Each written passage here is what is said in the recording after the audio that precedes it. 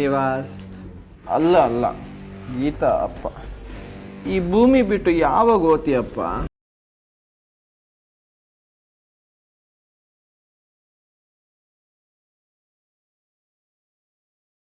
Aunty, aunty,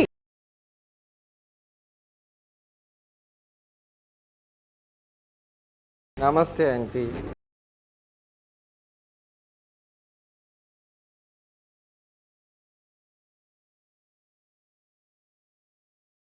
aunty, ನಮಸ್ತೆ aunty.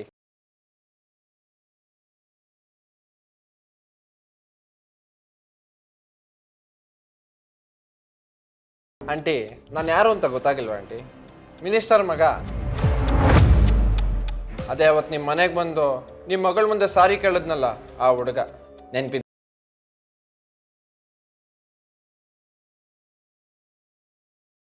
ಇರುತ್ತೆ ಇರುತ್ತೆ ಇರುತ್ತೆ. ಆವತ್ತು ನಿಮ್ಮ ಮಗಳು ಗೆದ್ದಿದ್ದು ಅನ್ನೋ ಆನಂದದಲ್ಲಿ ಎಲ್ಲ ನೆನಪಿರುತ್ತೆ ಅಲ್ವಾ ಆಂಟಿ? ನೀವು ನಿಮ್ಮ ಮಗಳಿಗೆ ಸ್ವಾಭಿಮಾನ ತುಂಬಿದ್ದೀರಾ, ಗುಡ್. ಧೈರ್ಯ ತುಂಬಿದ್ದೀರಾ, ವೆರಿ ಗುಡ್. ವಿದ್ಯೆ, ಜ್ಞಾನ ಎಲ್ಲ ಇದೆ, ಸೂಪರ್. ಆದರೆ ನನ್ನಂಥ ಶ್ರೀಮಂತನ ಮುಂದೆ ಹೇಗೆ ಬದುಕಬೇಕು ಅನ್ನೋದು ಹೇಳ್ಕೊಟ್ಟಿಲ್ಲಲ್ಲ aunty. This is very bad, very ಬ್ಯಾಡ್.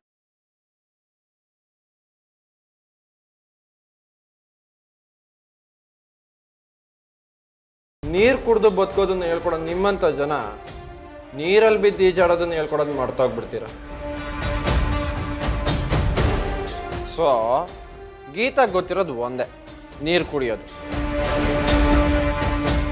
ಅದಕ್ಕೆ ನಾನು ನಿರಂತರವಾಗಿ ನೀರು ಕುಡಿಸ್ತಾ ಹೋಗ್ತಾ ಇದ್ದೀನಿ.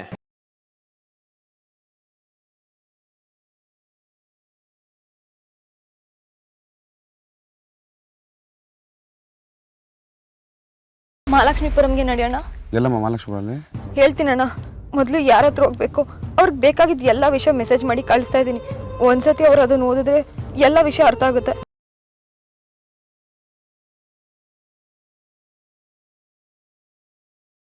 ಹಲೋ ಮಂಗಳೂರು ಅಂಕಲ್, ನಾನು ಗೀತಾ ಮಾತಾಡ್ತಾ ಇದ್ದೀನಿ. ಇಷ್ಟೊತ್ತಲ್ಲಿ ನಿಮಗೆ ತೊಂದರೆ ಕೊಡ್ತಾ ಇರೋದಕ್ಕೆ ಕ್ಷಮಿಸಿ. ತೊಂದರೆ ಏನಂತ ನಾನು ನಿಮಗೆ ಟೈಪ್ ಮಾಡಿ ಮೆಸೇಜ್ ಕಳಿಸಿದ್ದೀನಿ. ದಯವಿಟ್ಟು ಅದನ್ನ ಓದಿ ನಂಗೆ ವಾಪಸ್ ಕಾಲ್ ಮಾಡ್ತೀರಾ? ನಾನು ಕಾಯ್ತಾ ಇರ್ತೀನಿ ಅಂಕಲ್.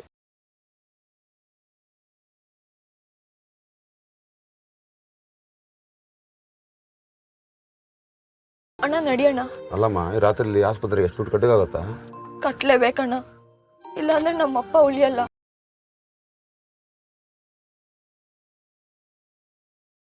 ಅಲ್ಲ ಆಂಟಿ, ಎಲ್ಲ ಹೇಳ್ಕೊಟ್ಟಿದ್ದೀರಾ, ಆದರೆ ನಮ್ಮಂಥವ್ರಿಂದ ದೂರ ಇರಬೇಕು ಅನ್ನೋ ಪಾಠ ಯಾಕೆ ಹೇಳ್ಕೊಟ್ಟಿಲ್ಲ? ಹೌದಪ್ಪ, ದುಷ್ಟರಿಂದ ದೂರ ಇರಬೇಕು ಅಂತ ನಮ್ಮ ಗೀತೆಗೆ ನಾನು ಸ್ಪಷ್ಟವಾಗಿ ಹೇಳ್ಕೊಟ್ಟಿದ್ದೆ. ಆದರೆ ನಿನ್ನಲ್ಲೂ ಒಬ್ಬ ಮನುಷ್ಯ ಇದ್ದಾನೆ ಅಂತ ಸಹಾಯ ಮಾಡಕ್ ಬಂದ್ಲು. ನೀನು ಅವಳಿಗೆ ಮೋಸ ಮಾಡಿದೆ.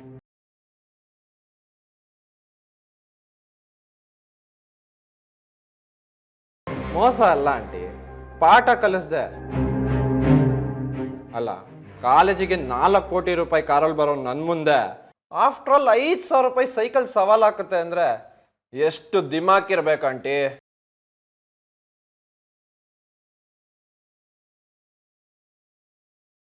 ಅವಳಿಗೆ ಯೋಗ್ಯತೆ ಇದೆಯಾ ಆಂಟಿ?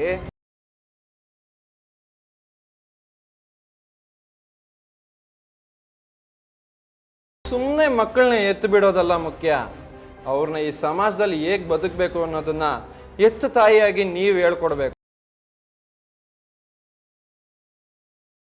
ಅದು ನಮ್ಮಂತವ್ರ ಮುಂದೆ. ನೀವೆಂತವ್ರಪ್ಪ? ನೀವ್ ಹೇಳಿ ನೋಡೋಣ. ಇಷ್ಟು ಹೊತ್ತು ನನ್ನ ಹತ್ರ ಹೇಳ್ದಲ್ಲ, ಆ ಎಲ್ಲಾ ಪಾಠನ ನಿಮ್ಮಪ್ಪ ಅಮ್ಮ ನಿನಗೆ ಹೇಳ್ಕೊಡ್ಬೇಕಾಗಿತ್ತಪ್ಪ.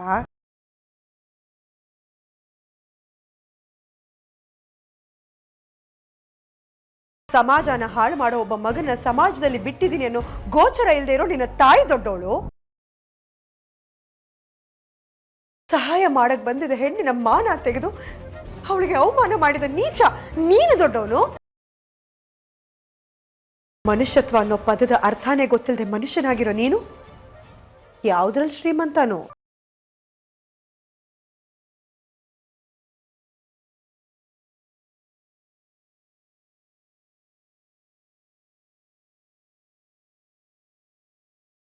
ಕೊಚ್ಚೆ ತನ್ನನ್ನು ತಾನು ಪನ್ನೀರ್ ಅನ್ಕೊಂಡ್ ಮಾತ್ರಕ್ಕೆ ಅದರ ಗಂಧ ಸುವಾಸನೆ ಆಗಲ್ಲಪ್ಪ.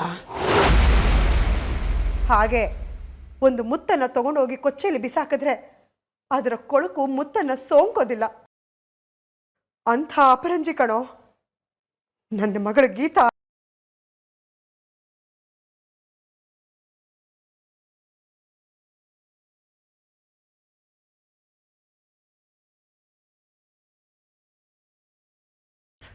ಶೇ ಇದ್ದೇವ್ರೆ ಕೆಡಿಸ್ದ ಕತೆ ಕೆಡಿಸ್ದೆ ಇವನು ಯಾಕಪ್ಪ ಅಲ್ಲಿ ಹೋದ?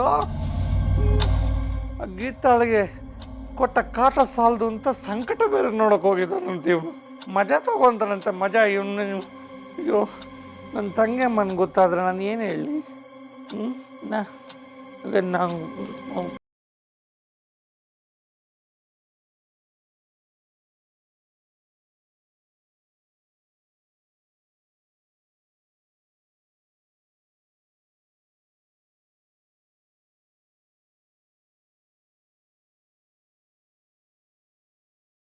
ದೇವ್ರೆ, ನಾನೇನು ಬಾಯಿ ತಪ್ಪಿ ಅಂದ್ರೆ ನೀನು ಅದನ್ನೇ ಅಸ್ತಿ ಅಂತೆಲ್ಲೋ.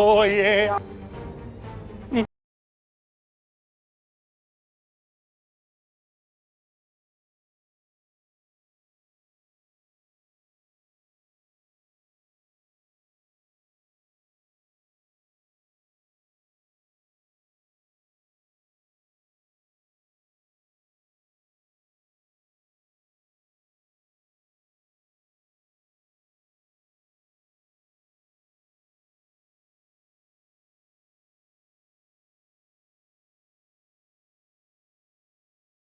ವಿಜಿ,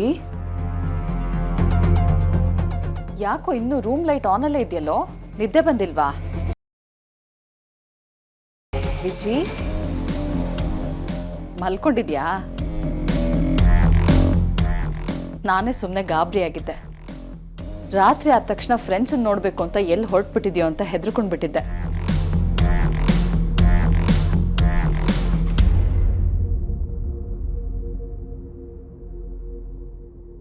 ಏನೋಪ್ಪ, ನಾಳೆ ನಿನ್ನ ಮದುವೆ ಮುಗಿಯೋ ತನಕ ಆ ಗೀತಾ ನಿನ್ನ ನೆನಪಿಗೆ ಬರ್ದೇ ಇದ್ರೆ ಸಾಕು. ನೆಮ್ಮದಿಯಾಗಿ ಮಲ್ಕೋ. Good night.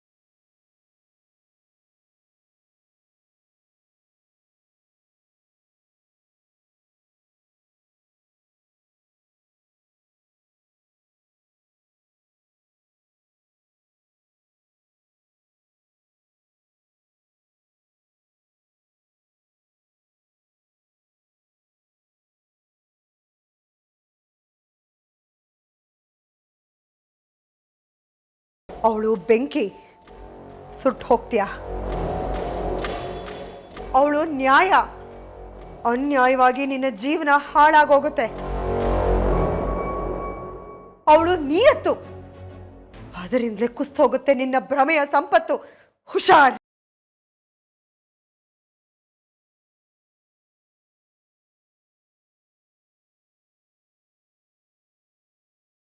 ನಿನ್ನ ಬಾಳನ್ನ ಹಾಳು ಮಾಡ್ಕೊಳ್ಳೋದಕ್ಕೆ ನಿನಗೆ ನೀನೇ ಬಿಟ್ಕೋತಾ ಇರೋ ಬಾಣದ ಹೆಸರೇ ಗೀತಾ.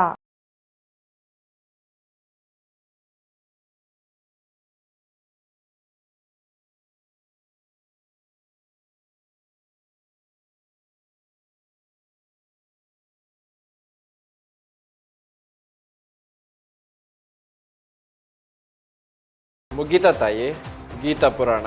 ಕೇಳಿಸ್ಕೊ, ಇವತ್ತು ನೀನವಳನ್ನ ಕಾಡಿದ್ಯಾ ಅಂತ ಸಂತೋಷ ಪಡ್ತಿರ್ಬೋದು, ಆದರೆ ಗೀತಾ ಏನು ಅಂತ ನನಗೆ ಚೆನ್ನಾಗಿ ಗೊತ್ತು. ಸಾಧ್ಯವಾದರೆ ಈಗಲೇ ಹೋಗಿ ಅವಳ ಕಾಲಿಗೆ ಬಿದ್ದು ಕ್ಷಮೆ ಕೇಳು. ಇಲ್ಲ ಅಂದರೆ ಅವಳನ್ನ ಖಂಡಿತ ಸುಮ್ಮನೆ ಬಿಡಲ್ಲ.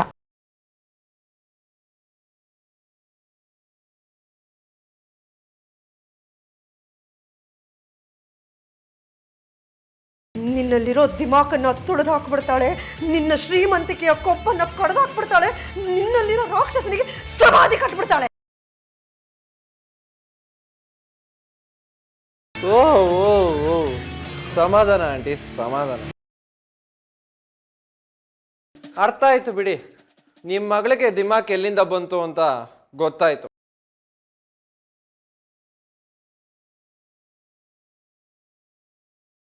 ನಿಮ್ಮ ಮಗಳ ಸೋಲ್ನ ನೋಡ್ತಾ ಇದ್ದೀರಾ, ಅದನ್ನ ಮುಂದೆ ನೋಡ್ತಾ ಹೋಗ್ತೀರಾ.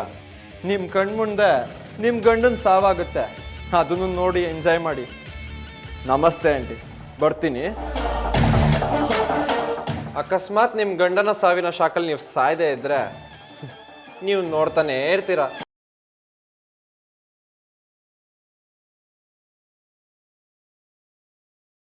ಯಾಕಂದ್ರೆ ನಾನು ನಿಮ್ಮ ಮಗಳ ಬದುಕಲ್ಲಿ ಬಾಡ್ತಾನೆ ಇರ್ತೀನಿ ಆಂಟಿ.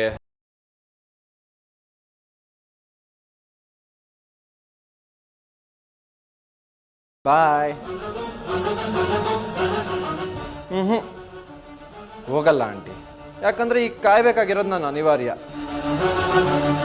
ಯಾಕಂದ್ರೆ ನಿಮ್ಮ ಮಗಳು ಖಾಲಿ ಕೈಯಲ್ಲಿ ಬಂದು ಗೋಲಾಡೋದನ್ನ ನಾನು ನೋಡ್ಬೇಕು. ದುಡ್ಡು ಅಡ್ಜಸ್ಟ್ ಆಗಿಲ್ಲ ಅನ್ನೋ ಕಾರಣಕ್ಕೆ ನಿಮ್ ಗಂಡ ಭೂಮಿ ಬಿಟ್ಟು ಹೋಗೋದನ್ನ ನಾನು ನೋಡ್ಬೇಕು. ಅದಕ್ಕೆ ನಾನು ಕಾಯ್ಬೇಕು. ನಿಮ್ಮ ಮಗಳು ಅದಕ್ಕೋಸ್ಕರ ಅಳೋದನ್ನು ನಾನು ನೋಡ್ಬೇಕು.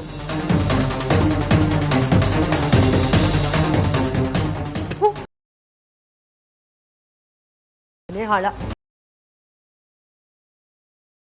ಹೆಣ್ಣು ಮಕ್ಕಳ ಕೈಯಲ್ಲಿ ಕಣ್ಣೀರು ಹಾಕಿಸ್ಕೊಂಡವನು ಜೀವನದಲ್ಲಿ ಉದ್ಧಾರ ಆಗಿರೋ ಇತಿಹಾಸ ನೋಡೇ ಇಲ್ಲ ಕಣೋ. ಎಕ್ಸೆಪ್ಟ್ ಒನ್, ಒಬ್ಬನ್ನ ಹೊರತುಪಡಿಸಿ, ಅದು ನಾನೇ. ಆಂಟಿ, ನಾನು ಖರ್ಚು ಮಾಡಿ ಕಾಸ್ಟ್ಲಿ ಡ್ರಿಂಕ್ ಕುಡ್ದಾಗೂ ನನಗೆ ಕಿಕ್ ಬರಲ್ಲ. ಆದ್ರೆ ನಿಮ್ಮ ಮಗಳು ಅನುಭವಿಸ್ತಾ ಇದ್ದಾಳಲ್ಲ, ಆ ನೋವು ನೋಡಿ ನನಗೆ ಸಖತ್ ಕಿಕ್ ಬರ್ತಾ ಇದೆ ಆಂಟಿ.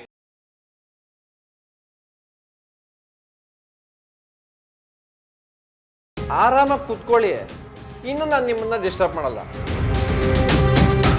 ಬರ್ಲಿ ಅವಳು. Geeta, I am waiting.